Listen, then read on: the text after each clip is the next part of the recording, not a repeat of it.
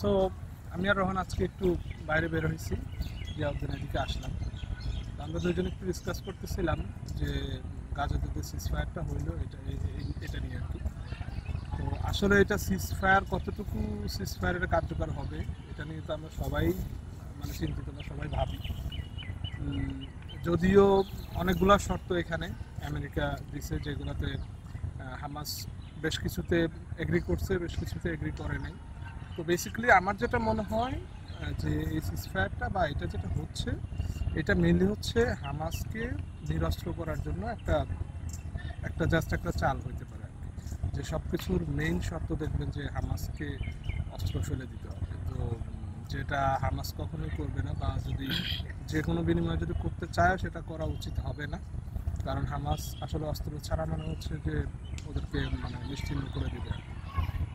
তাছাড়া বাকি যে জিনিসগুলো আছে সেটা ধরেন ইসরায়েলের সৈন্য ফিলিস্তিনি এরিয়া থেকে সরাই নেবে, গাজা থেকে সরাই নেবে। আমেরিকার যে সৈন্য আছে তারা ইন্টারসেপশন করবে। সেই জিনিসগুলা যদি দেখি, এখানে আসলে একটা জিনিস হবে, আমেরিকা আসলে নিজেদের সৈন্য দিয়ে ওইখানে জিনিসটা বেশি দিন কন্টিনিউ করতে পারবে না, এটা আমেরিকাও জানে।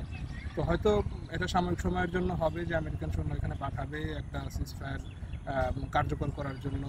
কিছুদিনের জন্য হয়তো ইসরায়েলের সেনাবাহিনী ওখান থেকে সরে যাবে, বাট আলটিমেটলি কিছুদিন পরে দেখা যাবে যে সব কিছু আগের মতোই হয়ে যাবে। বাকি যে কন্ট্রোল ছিল এটা ইসরায়েলের হাতেই চলে আসবে, আমেরিকান সৈন্য আস্তে আস্তে ওখান থেকে মুভ করবে।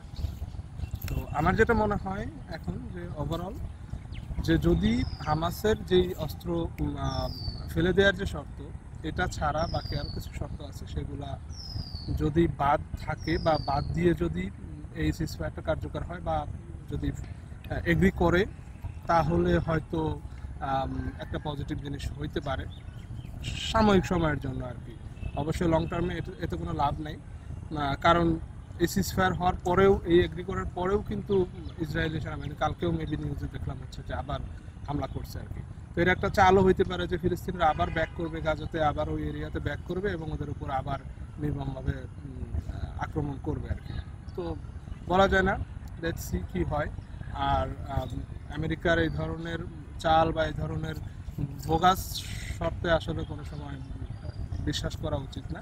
এটা এতটুকু পরিমাণ আমরা আমরা নিজেরাও জানি, হামাসও জানে, বা সারা পৃথিবী সবাই জানে। এটাই আর কি। তো আমার মনে হয় না যে এটা কোনো কার্যকরী কোনো সিজফায়ার